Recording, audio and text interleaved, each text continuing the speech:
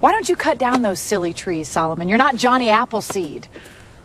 That was the HOA president's catchphrase. She said it for 12 years. She said it at HOA meetings. She said it in the local newspaper. She said it in Facebook posts to 156 homes. The trees in question were the windbreak my father had taught me to plant when I was 8 years old. On a tree farm my family has worked since 1924.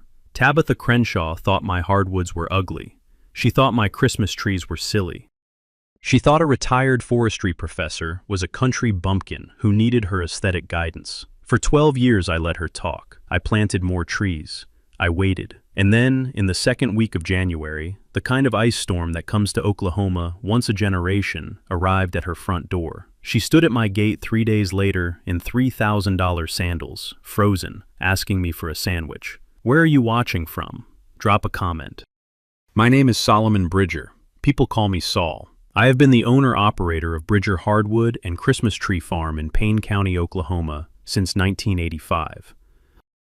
My grandfather, Ezra Bridger, bought 280 acres of overgrazed cattle land east of Stillwater in 1924. He paid $1,400 for it. He planted his first row of bur oak in 1926, 21 saplings, each 3 feet apart, in the kind of staggered double-row pattern he had read about in a USDA Forest Service bulletin a county extension agent had given him at a county fair in Tulsa. My father, Calder Bridger, took over the operation in 1958, 6 years after he came home from Korea, with a small piece of shrapnel still in his left calf and an unfinished forestry degree in his head.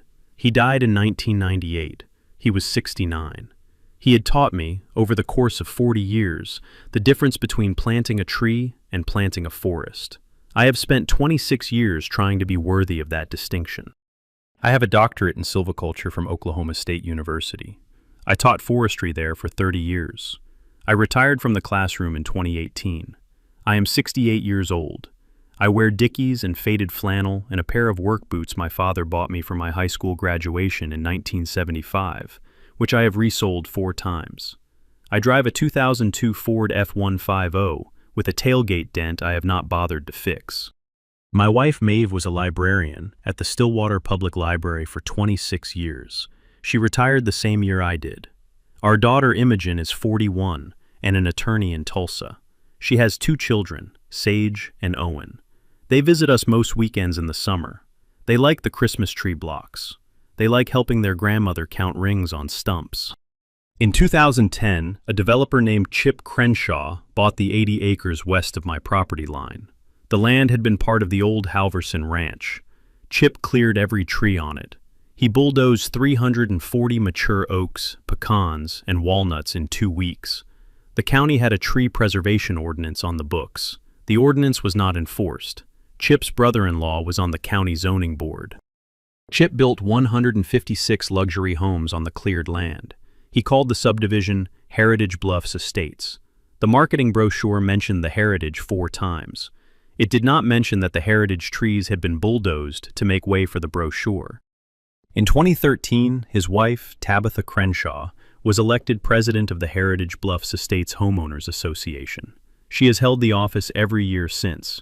She is 56 years old. She wears platinum highlights and Lululemon and drives a white Tahoe. She drinks her coffee on a deck that overlooks the windbreak I planted on my northern boundary in 1986, the year I came home from a postdoc at Yale to start my own farm. In 2014, Tabitha filed her first complaint about my trees. She has filed 31 more in the years since. None of them have gone anywhere. The county forester is a friend of mine. The state forester is a friend of mine. My silviculture is correct. My setbacks are correct. My USDA Conservation Reserve Program enrollment is current. I do not break rules. I do not blow leaves onto her property. I do not let my Christmas trees grow past their commercial harvest height. My windbreak does exactly what a windbreak is designed to do. It moderates wind speed at ground level by 68% within 15 tree heights downwind. It traps snowdrift. It captures dust. It reduces house heating costs in the leeward properties by an average of 12%. The Heritage Bluffs residents have benefited from the windbreak every winter since 2010. They did not know they were benefiting. Tabitha did not tell them. In 2018, Tabitha Crenshaw stood up at a Heritage Bluffs HOA meeting and said the sentence she has now said in 31 Facebook posts, 14 newsletter articles, and one HOA-wide email blast. Why don't you cut down those silly trees, Solomon? You're not Johnny Appleseed. For 12 years I have not answered her. In the second week of January, 2026, the weather did. The first time Tabitha Crenshaw walked onto my property to demand I remove a tree was a Saturday morning in May 2014. She was 35 years old then, in a J. Crew dress and a pair of leather flats, with her platinum hair freshly highlighted and a manila folder under her arm. She had not been HOA president a full year. The tree she wanted me to remove was a 30-foot bur oak at the northwest corner of my windbreak. The oak had been planted by my father in 1965. It shaded the back deck of the Crenshaw house. It dropped acorns on her lawn furniture every fall. I was on the porch with Maeve and a cup of coffee. I let her walk up the gravel drive. Mr. Bridger, Mrs. Crenshaw, I'd like to discuss the oak tree on your northern boundary, the one that drops debris onto our property. Mrs. Crenshaw, that tree was planted by my father in 1965. It is on my deeded property. The acorns are a feature of an oak tree, not a defect.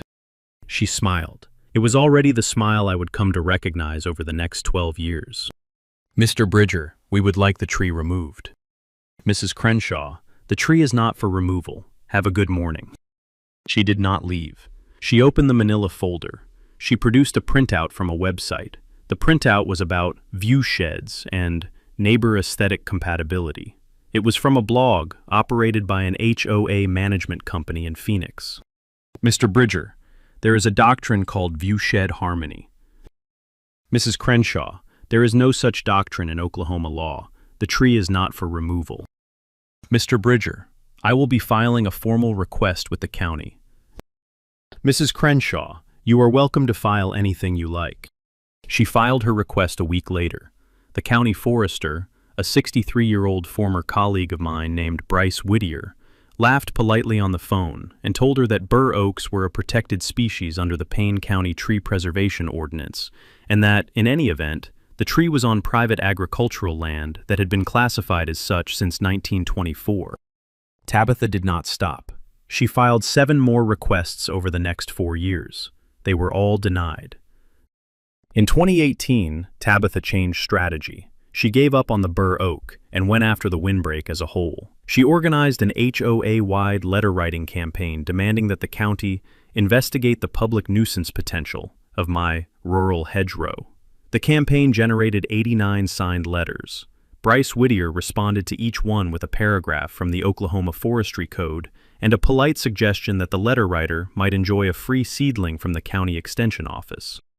4 people showed up for a free seedling. The other 85 never wrote another letter. In 2019, Tabitha posted her first viral Facebook entry mocking my windbreak. She called the trees the ugly hedgerow at our gate. The post was screenshotted and forwarded to me by a HOA neighbor I had not yet met, a retired schoolteacher named Peggy Knowlton, who lived in the smallest house in Heritage Bluffs. Peggy had grown up on a wheat farm outside El Reno. She knew exactly what a windbreak was. Her note, attached to the screenshot, said, "Mr. Bridger, I am sorry for what is happening. Please know that not all of us think your trees are ugly." I wrote her a handwritten reply. I thanked her. I told her good neighbors were always welcome on the gravel road at the edge of my property. We did not become friends right away. We took our time. By 2023, Peggy and Maeve were having tea every other Wednesday. By 2025, Peggy had told me everything she knew about the inside of the Heritage Bluffs HOA. What she knew was significant. It would matter later. In the spring of 2025, Chip Crenshaw walked up my gravel drive in person for the first time in 11 years. He was driving a black GMC Yukon Denali. He was wearing pressed jeans, a Patagonia vest, and a pair of leather Sperry topsiders that had never seen a working farm. He stopped at the porch steps. He did not climb them. Soul. Chip.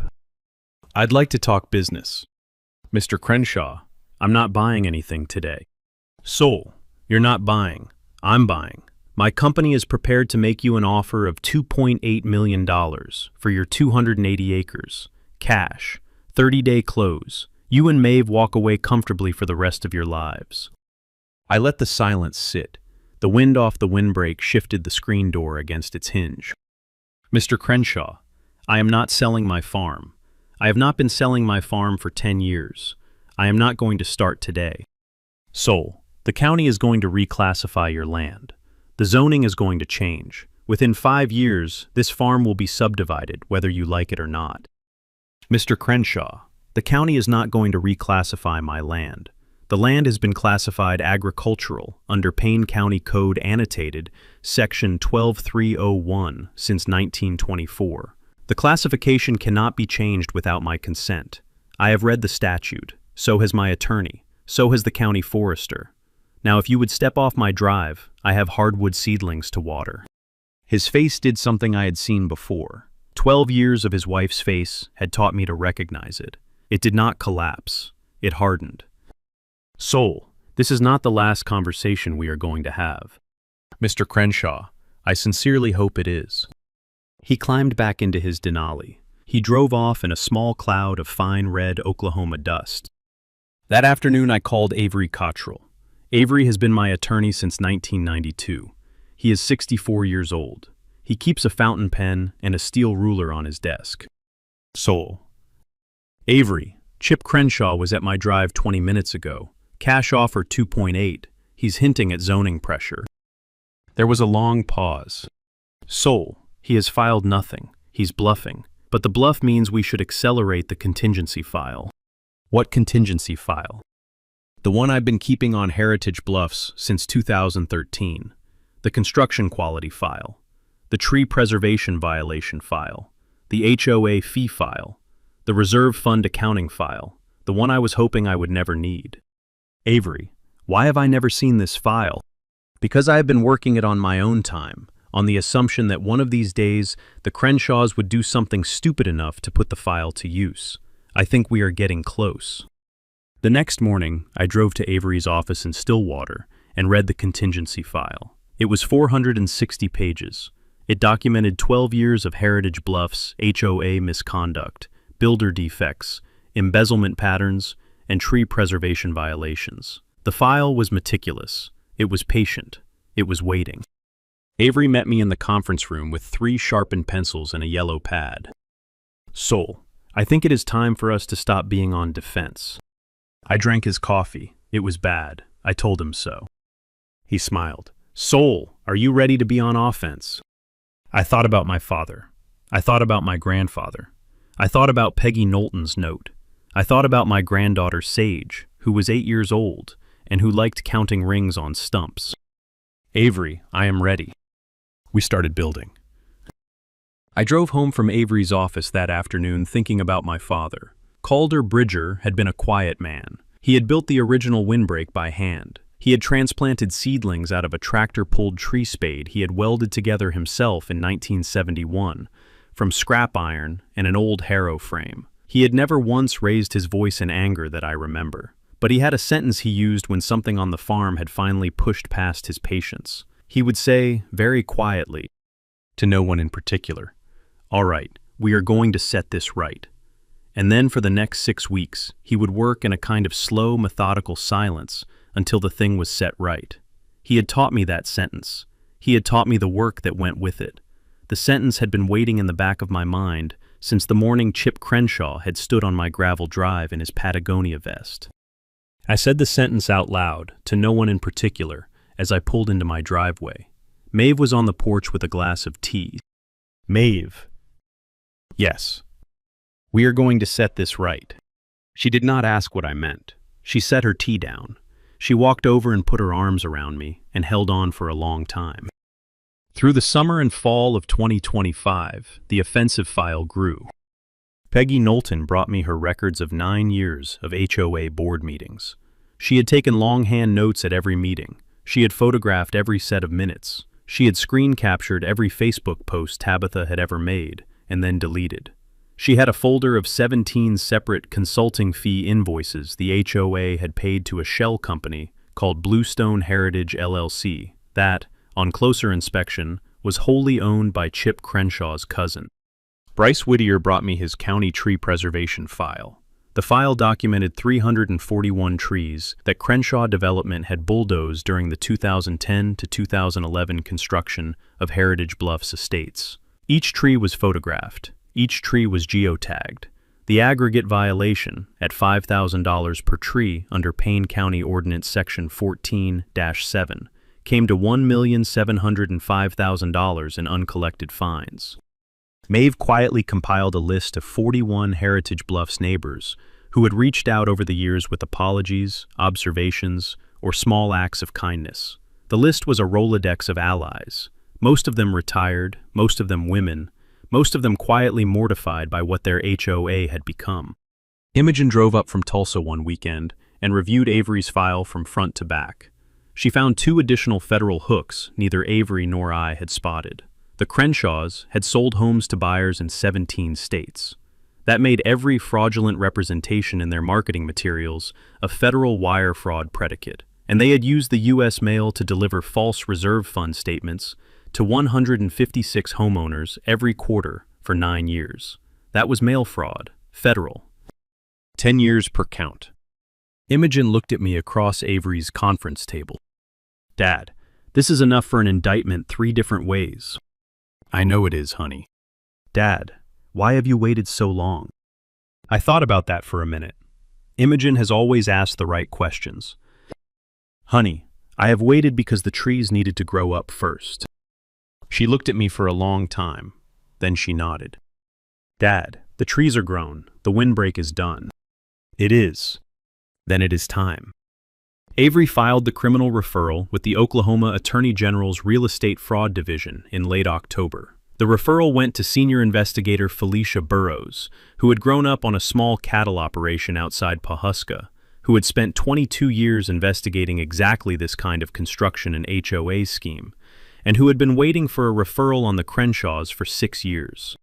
Felicia called me 3 days later.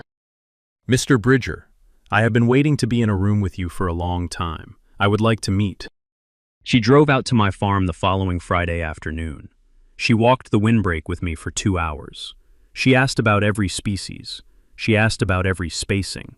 She wrote it all down in a small leather notebook. At the end of the walk, she shook my hand and said, Mr. Bridger, I understand now why you waited. Your file is the best prepared HOA fraud case I have seen in 22 years.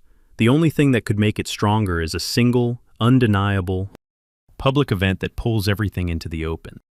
I did not yet know what that event would be. Neither did Felicia. But the National Weather Service did, even if no one was listening yet. The advisory for the Great Plains came out on January 8, 2026. Severe winter storm. Freezing rain accumulation projected at 3/4 of an inch. Wind gusts to 70 miles per hour from a downburst pattern likely on the backside of the front. Power outages expected to last 14 to 18 days. I read the advisory at my kitchen table over Maeve's coffee. I closed the laptop. I called my generator service. I called my propane company. I called Bryce Whittier. I called Avery Cottrell. I called Sheriff Wade Holcomb. I called Felicia Burrows. I did not call Tabitha Crenshaw. She had told me for 12 years that her HOA was prepared. I was about to find out if she had been telling the truth. 2 days before the storm, I drove to Heritage Bluffs Estates with a packet of typed materials. I had not been inside the subdivision in 11 years. The last time, I had been delivering Christmas trees to 4 homes that had ordered direct from my farm before Chip Crenshaw built the gate. I had stopped going in after Tabitha posted a Facebook entry mocking the wooden flat-stack truck I used for deliveries. This time, I drove up to the gatehouse in my F-150. The gate guard was a kid in his early 20s named Cody, who recognized my truck. He waved me in. I drove down the main drive past the houses I had watched Chip clear-cut a forest to build. The houses had matured into a kind of suburban orderliness, but the orderliness was thin. No street trees, no mature shade, no windbreak, just lawns and asphalt and overhead power lines on aging poles. Half the houses had Bradford pears in the front yards. Bradford pears are known to fail catastrophically in ice storms. Any forestry professor will tell you so. I had told my own students that for 30 years. I stopped at Peggy Knowlton's house. She came out with a thermos of coffee and a folder I had asked her to prepare. Peggy. Soul. The storm advisory came out yesterday. I read it. Peggy, I need you to do something for me. I need you to take this packet to every house on your list.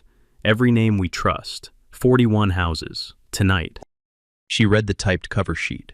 It was a single page. It read, "To my neighbors in Heritage Bluffs Estates, a severe winter storm is approaching. Your HOA's emergency reserve fund has been depleted by misappropriation, and the community is not prepared. The Bridger family farm will be opening a warming center at our barn on the first morning of any sustained power outage. We have 50 cords of firewood, 2 propane generators, a heated greenhouse, and a working stove. We will charge fair market for firewood. We will not charge for shelter, water, coffee, sandwiches, or warmth. We will not turn anyone away. This is what neighbors do. Saul and Maeve Bridger." Peggy read it twice. She looked up. "Soul, you knew." "I have known for a while, Peggy. The fund has been empty since 2017. Tabitha and Chip cleared it through a shell company. The AG investigation is already underway. They are going to be arrested. The storm is going to determine the timing." She set the thermos on her porch railing. She was quiet for a long minute. "Soul, I'm going to deliver these tonight. Peggy, use only the names we trust." "I know which names to use." She drove out that evening in her old Toyota with the packets stacked on her passenger seat. She delivered 41 of them by 10 p.m. She did it street by street. She knocked on each door. She handed each packet to the person who answered. She did not say much. She let the typed page do the talking. 29 of the 41 houses thanked her on the spot. 8 of them read the page in front of her and asked her if she was sure about the reserve fund. She told them she was sure. 4 of them did not open the door past the chain. She slipped the packet through the gap and walked back to the Toyota. By the time she finished her route, the temperature had dropped to 23 degrees, and the wind off the prairie was carrying the first far-off whisper of ice in the air. The next afternoon, I drove home from town with 2 cases of canned soup, a stack of paper plates, and an extra propane tank for the greenhouse. The wind off the windbreak was already shifting north. The sky was a pale gray, with the kind of low clouds I had learned to recognize as a boy on this farm. My father used to call them the slow ones. He meant the kind of weather that did not arrive in an hour, but in a day. The kind that had time to do real damage. Maeve came out to help carry the soup. "Soul." "Yes." "Are we ready?" I looked at the windbreak. I looked at the Christmas tree blocks. I looked at the smoke coming out of the kitchen chimney. "Maeve, we have been ready for 41 years. She kissed my cheek. The first ice came at 9 that night. Imogen drove up from Tulsa Sunday morning with her 2 children, Sage and Owen, and 4 bags of groceries from the Reesers down the road. She had told her husband she was going to her parents for the storm. He had not argued. He was a good man, and he knew when not to argue. Sage was 8 years old. She brought a small notebook in which she wrote down the names of every tree she could identify on the farm. Owen was 6. He brought a stuffed badger that he had named Maple. Sheriff Wade Holcomb drove up at 1 p.m. He brought 2 deputies and a county snowplow. He drank a cup of Maeve's coffee in the kitchen. "Soul." "Wade." Felicia Burrows is staged at the Stillwater Holiday Inn. She has 6 AG investigators with her. She has warrants for Tabitha, Chip, and 3 of the shell company's signatories. She is going to execute the warrants the moment the storm passes and the roads are clear. She wants the arrests on camera. She wants the entire HOA to see it. "Wade, I appreciate it." "Soul, your father saved my life when I was 16, and the truck went off the bridge at Yale Creek. I have been waiting 46 years to pay him back. Today seems like a good day." He set his coffee cup down. He shook my hand. He drove off with the 2 deputies and the plow. Bryce Whittier arrived at 3 with a county extension truck loaded with chainsaws, gas cans, 2 pole saws, and a complete tree-clearing kit. "Bryce, you did not need to bring all this." "Soul, I did not bring it for you. I brought it for Heritage Bluffs. We are going to need it." Avery Cottrell arrived at 4 with a leather briefcase containing every document I had been waiting to deliver. He sat at the kitchen table. He drank Maeve's coffee. He did not say anything for a long time. Then he said, "Sol, I have been your attorney for 33 years. I have never been prouder of a case file than this one." I did not say anything. He nodded once. He went back to the courthouse to file the final pre-storm motions. By 5 o'clock, the farm was as ready as a tree farm can be for the storm that was coming. The propane generators were tested. The 50 cords of firewood were stacked under cover. The greenhouse was at 68 degrees. The barn was clean and heated to 50. 40 cots and 20 extra sleeping bags, donated quietly by the Stillwater Salvation Army the previous week, were stacked along the east wall. At 6 p.m., Maeve made supper, pot roast, mashed potatoes, green beans from the freezer. Sage made a sign for the warming center in crayon. The sign said, "Bridger Warming Center, open to all." Maeve laminated it with packing tape. Imogen taped it to the barn door. At 7, Maeve and I went outside to watch the first ice. It fell from the gray sky in small needles, one at a time at first, then in clusters, then in a steady steel mist. It hissed against the metal roof of the equipment barn. It hissed against the leaves of the bur oaks. It hissed across the asphalt of the gravel drive in a hard, slow ribbon. I stood on the porch with my wife of 41 years and listened to 50 acres of Oklahoma hardwood take an ice storm without breaking a single branch. Maeve. Yes. They are not going to break. I know they are not. The ice continued through the night. The storm did exactly what the National Weather Service had predicted. By 2 a.m. Sunday night, 3/4 of an inch of ice had accumulated on every horizontal surface in Payne County. At 3:15, a downburst wind hit the county at 68 miles per hour. The Bradford Pears and Heritage Bluffs began to fail at 3:22. By dawn, 89 ornamental trees in the subdivision were down. 6 of them had landed on houses. 2 had landed on cars. 1 had landed across the only eastbound access road out of the gated community. The power went out across Payne County at 4:06 a.m. The substation on Route 51 had been hit by a falling cottonwood. The cottonwood had been planted in 1947. It had never been pruned by the developer who built around it. Pruning would have prevented the fall. No one had bothered. By 6 a.m. Monday, Heritage Bluffs Estates had no power, no heat, no running water in the homes that depended on electric pumps, and no way out except a single county road clogged with a fallen pear tree. By 6 a.m. Monday, the Bridger farm had power from 2 propane generators, heat from a wood stove that had been burning since November, water from a hand pump well my grandfather had installed in 1928, and a windbreak that had not lost a single major branch. I walked the perimeter at 6:15 with Sage and Owen behind me in their boots. Sage carried her notebook. Owen carried Maple, the stuffed badger. The bur oaks had ice on every branch, but no breakage. The eastern red cedars were bent low, but standing. The Osage orange, which my grandfather had planted as a hedge in 1926, and which I had maintained for 40 years, was untouched. The Christmas tree blocks were silver in the morning light. Every tree stood. Sage wrote in her notebook, "Grandpa's windbreak, 0 broken." She underlined 0 3 times. We walked back to the house. Maeve had hot chocolate ready. Imogen was tuning the AM radio to the local news station. The reporter was on the line with the county emergency manager, describing Heritage Bluffs as one of the hardest-hit subdivisions in north-central Oklahoma. At 6:53, the first knock came at our gate.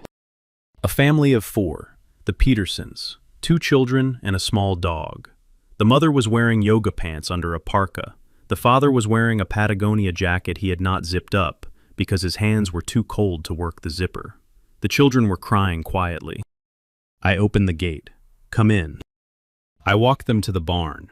Maeve had coffee, soup, and sandwiches ready. The Petersons sat on cots. The children warmed their hands at the wood stove. Maple the badger took a seat on a stack of blankets. By 7:15, there were 6 more families. By 8, 13. By 9, Peggy Knowlton drove her old Toyota up to our gate. She had 4 sleeping bags in the trunk. "Sol, I am volunteering. Where do you need me?" By 10, the barn held 31 Heritage Bluffs residents. At 10:15, a black GMC Yukon Denali pulled up to my gate. It was Chip Crenshaw. He had not made it to Tulsa Saturday night. He had been stranded at the Heritage Bluffs gatehouse with a flat tire and no working cell phone. Soul. Mr. Crenshaw. Soul, I need shelter. I need a place to charge my phone. Mr. Crenshaw, the warming center is open to all Heritage Bluffs residents, including you. Same terms as everyone else. He came in. He sat at the far end. He did not speak to anyone. He charged his phone on a power strip Maeve had set up. He did not reach his attorney. His attorney was, at that moment, on hold with the Oklahoma AG's office, discussing the federal indictment that had been unsealed at 6 a.m. At 1:15 p.m. Tuesday, Tabitha Crenshaw drove up to my gate. She was in her white Tahoe. She was alone. She had not seen her husband since Saturday afternoon. He had been at the gatehouse Sunday night and at my barn since Monday morning, and she had not yet realized either fact because cell phones had been down for 36 hours. She was wearing a parka over Lululemon and a pair of Tory Burch sandals. The sandals were the wrong choice. She had not noticed. She stepped out of the Tahoe. She walked to the gate. Sheriff Wade Holcomb was inside the gate with me, leaning against the bed of my pickup, drinking a cup of Maeve's coffee. Tabitha looked at the sheriff. She looked at me. Soul, my house has a tree through the roof. The HOA office is unreachable. The reserve fund. There has been some kind of administrative issue. I need shelter. I need to find my husband. I need to find my daughter. Mrs. Crenshaw, the warming center is open. Your daughter has been at the barn with the Peterson family since Monday morning. Your husband has been there since 10:15 Monday. Her face moved a quarter of an inch. Soul, I didn't know. Mrs. Crenshaw, there has been no way to know. The phones have been down. The Petersons brought your daughter when her bedroom collapsed. Adair has been fine. She started to cry. She did not make a sound. The tears just came. Mrs. Crenshaw, the warming center is open to you. Same terms as everyone else. Sandwich, coffee, no charge for shelter. Firewood at $300 a cord if you need any. Soul, I have an HOA emergency fund. I can pay whatever you need. I looked at her for a long moment. Sheriff Holcomb did not look at her at all. Mrs. Crenshaw, your HOA reserve fund has been audited by the Oklahoma Attorney General. The fund has been empty since 2017. Your husband cleared it through a shell company called Bluestone Heritage LLC. The shell company is owned by his cousin in Tulsa. The cousin runs a strip mall accounting practice with no clients. The flow of funds was traced last October by a senior AG investigator named Felicia Burrows. She has the spreadsheet. I have a copy of the spreadsheet in my pickup. I assume you knew. If you did not, you will know by tonight. Either way, you are welcome at the barn. As a person, not as the HOA president. Now, would you like a sandwich, or would you like to wait at the gate? She came in. She did not say anything. She walked to the barn beside me on the slick gravel in her sandals. Maeve met her at the door with a sandwich and a cup of coffee. Peggy Knowlton looked up from the soup pot. Peggy did not smile. She did not frown. She nodded once. That was all. Tabitha sat on a folding chair at the end of the second row of cots. She did not see Chip yet. Chip did not see her. They would not see each other until 2:30 p.m., when Felicia Burrows walked into the barn with an arrest warrant. At 2:30 p.m. Tuesday, Senior Investigator Felicia Burrows entered the Bridger Family Warming Center with 3 AG agents in tactical vests and a sealed federal warrant. The barn went quiet. 47 Heritage Bluffs residents and 3 Bridger family members watched her walk down the center aisle between the rows of cots. She stopped at the folding chair where Chip Crenshaw was sitting. He had just finished his second sandwich. He was watching the wood stove. Charles Wendell Crenshaw. He looked up. Mr. Crenshaw, I am Senior Investigator Felicia Burrows of the Oklahoma Attorney General's office. You are under arrest on federal and state charges of mail fraud, wire fraud, conspiracy to defraud, embezzlement from a homeowners association, theft by fraud, and violation of the Payne County Tree Preservation Ordinance, count 341. You have the right to remain silent. The cuffs went on at 2:31. Chip did not speak. He looked at me. I did not look back. He looked at his wife at the far end of the second row of cots. She was looking at him for the first time in 3 days. Felicia turned. She walked to the second row. Tabitha Suzanne Crenshaw. Tabitha stood up. Mrs. Crenshaw, you are under arrest on charges of conspiracy to defraud, mail fraud, embezzlement from a homeowners association, and false report to law enforcement. You have the right to remain silent. The cuffs went on at 2:32. Maeve walked across the barn and stood beside the 4-year-old girl with the badger. She put her hand on the child's shoulder.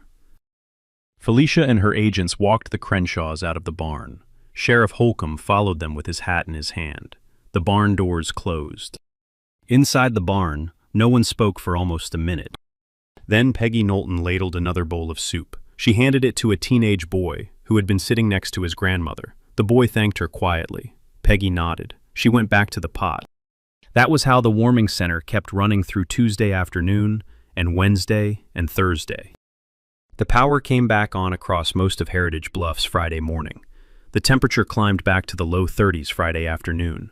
47 residents went home Friday with 3 cords of firewood each, a thank you sandwich Maeve had wrapped in wax paper, and a hand-typed letter I had written explaining what had been discovered about their HOA. 41 of the 47 thanked me in person. 6 did not. 2 of them were former friends of Tabitha's, who had not yet accepted what had happened. The other 4 were just embarrassed. That was all right. I had not done it to be thanked.